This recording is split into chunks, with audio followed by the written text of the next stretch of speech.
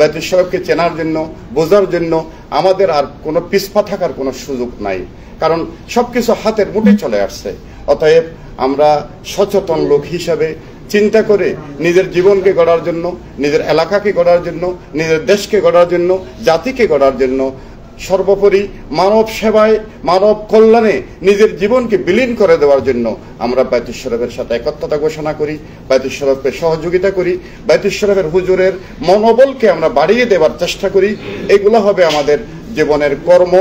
টাকা পয়সা অর্জন সবাই করবে, চলার জন্য সবকিছু লাগে, কিন্তু নিজের জীবনকে গুরুত্বপূর্ণ করার জন্য, আল্লাহর কাছে দামি করার জন্য ভালো কাজ করতে হবে। ভালো কাজ করার জন্য ভালো জায়গায় যেতে হবে, ভালো মানুষের সাথে সঙ্গ নিতে হবে। সঙ্গ যদি শুদ্ধ না হয়, আমরা যতই কিছু করার চেষ্টা করি না কেন, আমাদের জীবন সুন্দর হবে না। তো আমরা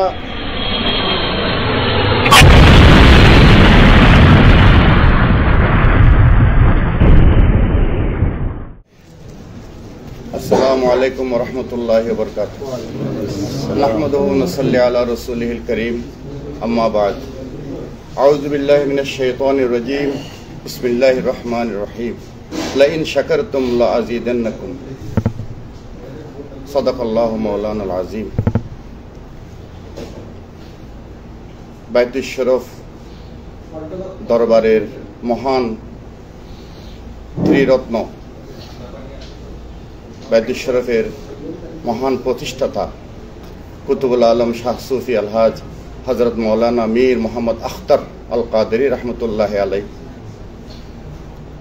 শাহ সুফি আলহাজ হযরত মাওলানা আব্দুল জব্বার রহমতুল্লাহ আলাইহি, বাহরুল উলুম আল্লামা শাহ কুতুবউদ্দিন রহমতুল্লাহ আলাইহি, এই ত্রিরত্নের ইসালে সোয়াব মাহফিল এবং এর সাথে প্রবাসী ভাইদের পক্ষ থেকে আজকের বর্তমান যিনি রাহবরে বাইতুল শরীফ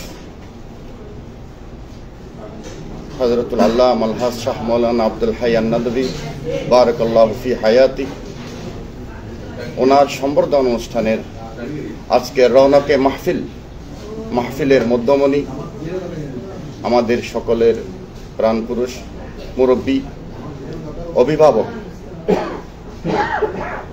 আলহাজ হযরত মাওলানা আশ-শেখ আব্দুল হাই আন-নাদভী।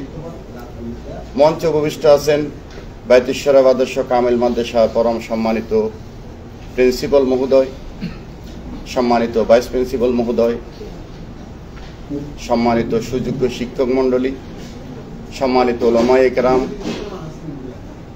2024 সালে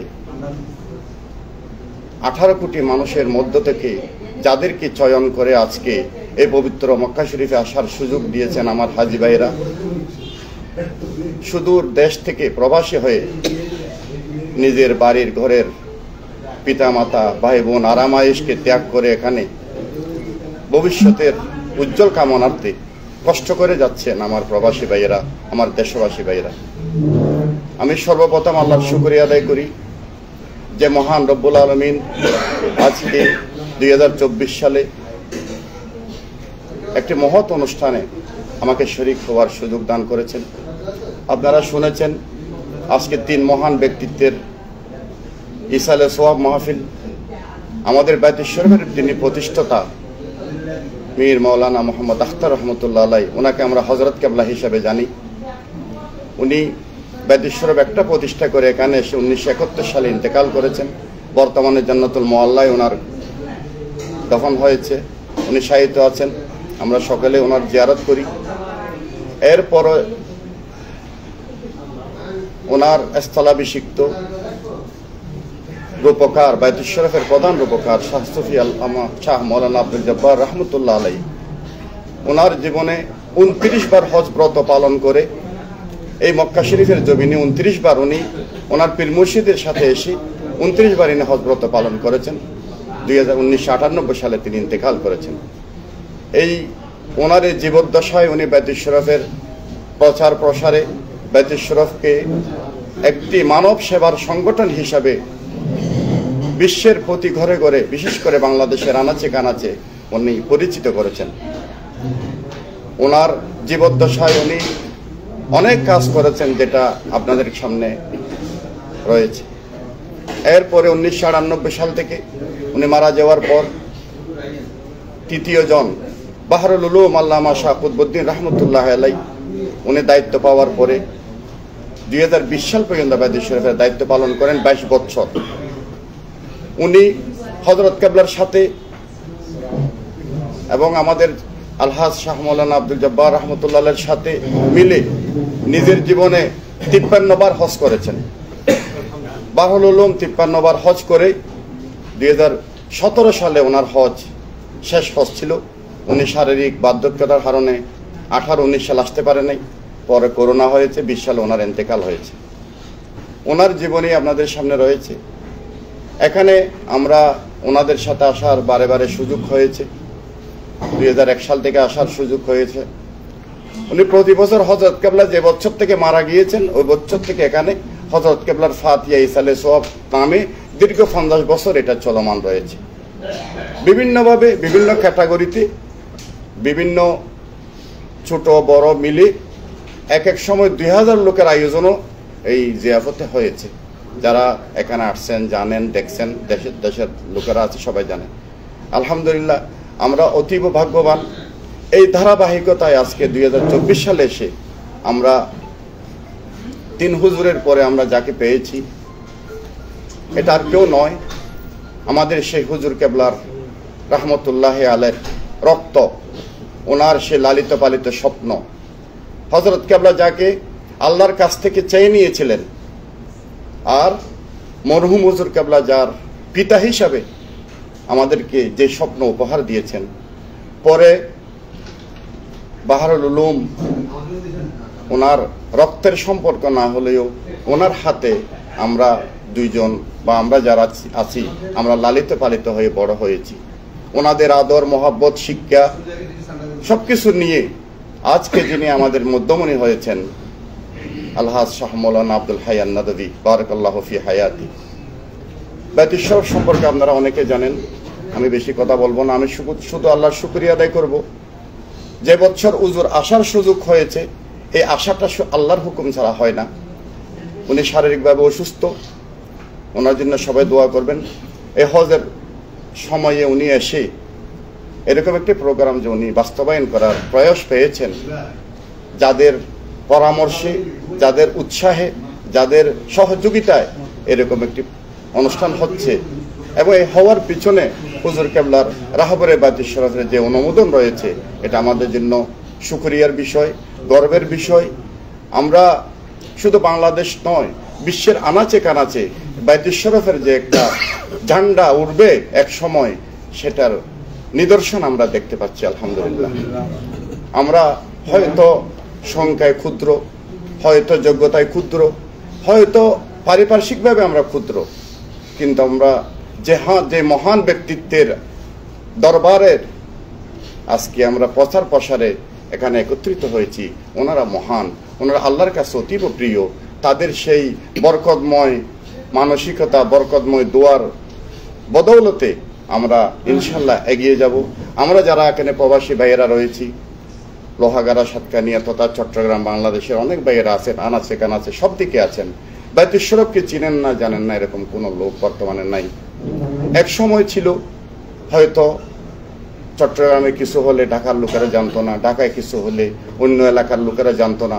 এখন মিডিয়ার যুগ, এখন বাংলাদেশ নয়, বিশ্বে যা কিছু হচ্ছে 1 সেকেন্ডের মধ্যে আমরা সবাই একে অপরের জানাশোনা হয়ে যাচ্ছে, আমরা জানতে পারতেছি।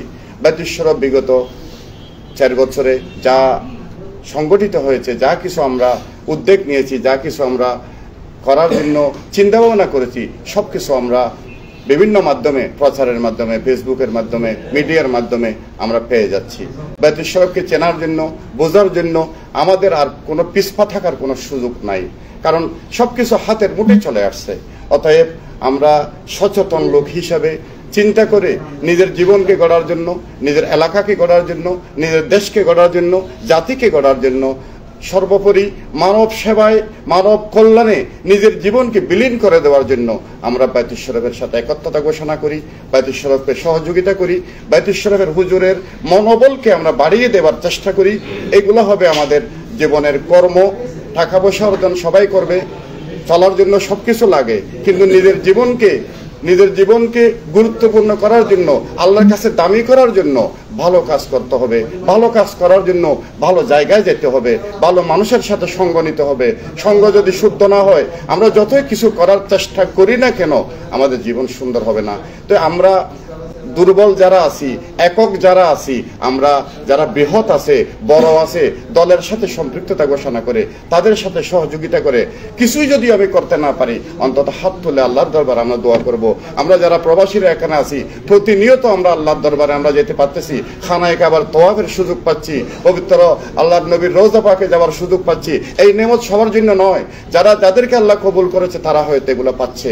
এই ক্ষেত্রে আমরা এটাকে কাজে লাগিয়ে আমরা নিজের জন্য দোয়া করব, নিজের বাড়িঘরের জন্য, পরিবারের জন্য দোয়া করব, সর্বোপরি জাতির জন্য দোয়া করব, যেন আমরা আগামীতে সুন্দর একটা জীবন আমরা পাই, যে জীবনের মাধ্যমে আমাদের সকলের মন মানসিকতা সুন্দর হয়, আমরা শান্তি পাই। শান্তির জীবন নিয়ে আল্লাহকে রাজি করে, আল্লাহর সন্তুষ্টি অর্জন করে আমরা যেন আল্লাহর কাছে যেতে পারি। আমি এতটুকু কথা বললাম। প্রবাসী ভাইদের কাছে আমার অনুরোধ থাকবে, বাইতুল শরীফকে আমরা বুঝবেন, বাইতুল শরীফকে শ্রদ্ধা করবেন, বাইতুল শরীফকে সম্মান করবেন, বাইতুল শরীফের সবকিছুকে নিয়ে গবেষণা করে আপনারা নিজে নিজে একটা সুচিন্তা করে বাইতুল শরীফকে এগিয়ে নিয়ে যাওয়ার চেষ্টা করবেন। শ্রদ্ধেয় হুজুরকে আমরা জন্য দোয়া করবেন। উনি শারীরিকভাবে অসুস্থ, ওনার অনেক সমস্যা রয়েছে, সবকিছু আল্লাহর হাতে সুপুর্দ করবেন, যেন আল্লাহ ওনাকে গায়বী মদদ দান করে, এলমালুদুনির ফয়েজ দান করে। আল্লাহ আমাদের পীর মুর্শিদগণের রূহানি ফয়েজ যেন উনি পায়, সেদিকে যেন ওনার মাঠ, ওনার অন্তর প্রশস্ত হয়ে মানুষের কল্যাণে নিজের জীবনকে উনি উৎসর্গ করে দিতে পারে। এই দোয়া সবার কাছে চাইয়ে, আমার জন্য আমি দোয়া চাইয়ে, সবার জন্য, সব হাজিদের জন্য দোয়া চাইয়ে। আমরা কোনো মদিনা শরীফ যাই নাই, আল্লাহ যেন আমাদেরকে আল্লাহর হাবিবের রওজা পাকে গিয়ে সালাম দেওয়ার সুযোগ পাই, ভবিষ্যতে যেন আবার আসার সুযোগ হয়, এই দোয়া কামনা করে আমার সংক্ষিপ্ত কথা এখানে শেষ করলাম। ওমা তৌফিক ইল্লা বিল্লাহ। আসসালামু আলাইকুম ওয়া রাহমাতুল্লাহি ওয়া বারাকাতুহু।